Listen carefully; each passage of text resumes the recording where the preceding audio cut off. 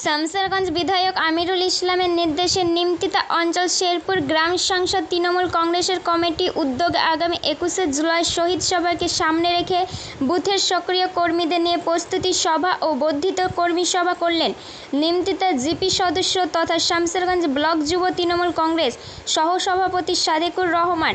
এই দিন তৃণমূলের নিজস্ব পার্টি অফিসের কার্যালয়ে প্রস্তুতি সভা অনুষ্ঠিত হয়। প্রস্তুতি মিটিং করছি ২১শে জুলাইকে সামনে রেখে। আগামী যে ২১ তারিখ আমরা কলকাতা ধর্মতলা যাব। শুধু আমরা নয়, সারা পশ্চিমবঙ্গ তথা সারা ভারতবর্ষের তৃণমূল কংগ্রেসের কর্মী সমর্থকরা ২১শে জুলাই ধর্মতলা যাবে, আমরাও যাব। এই ২১শে জুলাইয়ের পিছনে কি ঘটনা আছে, কি ঘটেছিল ২১শে জুলাই, সেটা একটু সংক্ষিপ্ত বলছি। ১৯৯৩ সালে আজকের দিনে যিনি মুখ্যমন্ত্রী মমতা বন্দ্যোপাধ্যায়, তিনি ছিলেন আমাদের প্রদেশ যুব তৃণমূল কংগ্রেস প্রদেশ যুব কংগ্রেসের সভানেত্রী, অর্থাৎ কংগ্রেস দলের যুব সভানেত্রী ছিল। ঠিক আছে, ওই যুব সভানেত্রী থাকাকালীন সেই সময় পশ্চিমবঙ্গের মুখ্যমন্ত্রী ছিল জ্যোতি বসু। স্বরাষ্ট্রমন্ত্রী অর্থাৎ পুলিশ মন্ত্রী, পুলিশ ট্যাকেল করে যে মন্ত্রী, তাকে বলা হয় স্বরাষ্ট্রমন্ত্রী। স্বরাষ্ট্রমন্ত্রী ছিল বুদ্ধদেব ভট্টাচার্য। সেই সময় পশ্চিমবঙ্গে ভোট হতো, কিন্তু ভোটার লিস্টে নাম থাকতো, কিন্তু ভোটার আইডেন্টি কার্ড ছিল না। আপনারা যদি কারো মনে থাকে ১৯৯৩ সালে আপনারা ভোট দিয়ে থাকেন, সেই সময় ভোটার কার্ড ছিল না। সেই ভোটার কার্ড না থাকাতে সেই সময় যে নির্বাচনগুলো হতো, এমএলএ, এমপি বা পঞ্চায়েত, সেই নির্বাচনে আমার নাম সাদিকুর রহমান, ভোটার লিস্টে নাম আছে, কিন্তু আমি আছি বিদেশে কিংবা অন্য জায়গায়, সাদিকুর ভেবে ভোটটা দিয়ে দিয়েছে, কিংবা বাহির থেকে সাদিকুরের ভোট এসে দিয়ে দেয়, কারণ তার আইডেন্টি প্রুফ ছিল না।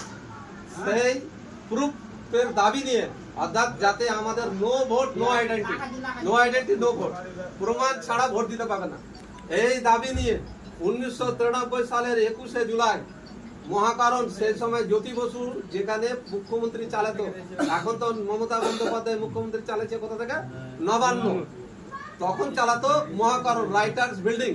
সেই রাইটার্স বিল্ডিং এর সামনে কংগ্রেসের তরতাজা যুবকদের নিয়ে ওই আইডেন্টি কার্ডের দাবিতে, সচিত্র ভোটার কার্ডের দাবিতে ১৯৯৩ সালের ২১শে জুলাই রাইটার্স বিল্ডিং অভিযান চালায়।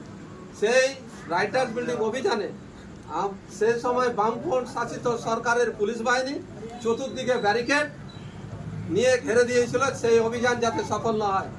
কিন্তু মমতা বন্দ্যোপাধ্যায় লড়াকু নেত্রী, লড়াকু সৈনিক, সেই সময় লড়াই এগিয়ে নিয়ে ব্যারিকেড ভেঙে রাইটার্স বিল্ডিং এর দিকে যখন রওনা হচ্ছিলেন, সেই সময় বামফ্রন্ট সরকারের পুলিশ এবং পুলিশের ড্রেস পরে সিপিএম এর হারমাদ বাহিনী অর্থাৎ গুন্ডা বাহিনীরা গুলি চালায়, আনোপাথারি পাথর চালায়, গ্যাস চালায়। ১৩ জন তরতাজা যুবক শহীদ হয়ে গেছিল, অর্থাৎ মারা গেছিল ২১শে জুলাই। সেই শহীদদের স্মরণ করতে প্রতি বছরে মমতা বন্দ্যোপাধ্যায় ২১ তারিখ শহীদ দিবস পালন করে, যেটা আমরা যাই। এটা হলো সংক্ষিপ্ত ইতিহাস, জেনে রাখা ভালো। সেই সময় প্রদেশ কংগ্রেস সভানেত্রী থাকলেও যেহেতু মমতা বন্দ্যোপাধ্যায় দেখেছিল যে এই পশ্চিমবঙ্গ থেকে সিপিএম সরকারকে উৎখাত করতে গেলে আমাকে নতুন একটা দল তৈরি করতে হবে, কারণ এই কংগ্রেসের কিছু নেতা দিনের বেলা কংগ্রেসের আন্দোলন করলেও রাত্রিবেলা সিপিএম এর নেতা, সিপিএম এর কমরেড বাহিনীর সাথে চায়ের আড্ডায়, মদের আড্ডায় রফা দফা হয়ে যেত। অতএব এই রফা দফার কারণে আমি মমতা বন্দ্যোপাধ্যায় যত লড়াই করি না কেন, এই সিপিএম এর অত্যাচারী সরকারকে উৎখাত করতে পারবো না। সেই উৎখাত করার জন্যই ১৯৯৮ সালের ১ জানুয়ারি তৃণমূল কংগ্রেস নামক একটা দল প্রতিষ্ঠা করে আজকের এই দলটা ২০১১ সালে ক্ষমতায় এসেছে তো মমতা বন্দ্যোপাধ্যায়। তারপরে একের পর ইতিহাস জানেন, সেই ২০১১ সালের পর ক্ষমতায় এলেও সেই দিনের ঘটনা ১৯৯৩ সালের ২১শে জুলাই ১৩ জন যুবক মারা যাওয়ায় তাদেরকে ভুলতে না পারার কারণে আজকে সরকারে বসে আছে, তবুও প্রতি বছর শহীদ স্মরণ চালিয়ে যাচ্ছে। সেই শহীদদের স্মরণ করতে আমরা ২১শে জুলাই ধর্মতলা যাবো তো নাকি? রেডি থাকেন। যাই হোক, ধন্যবাদ, সকলে ভালো থাকুন। এই হলো 21শে জুলাইয়ের গল্প।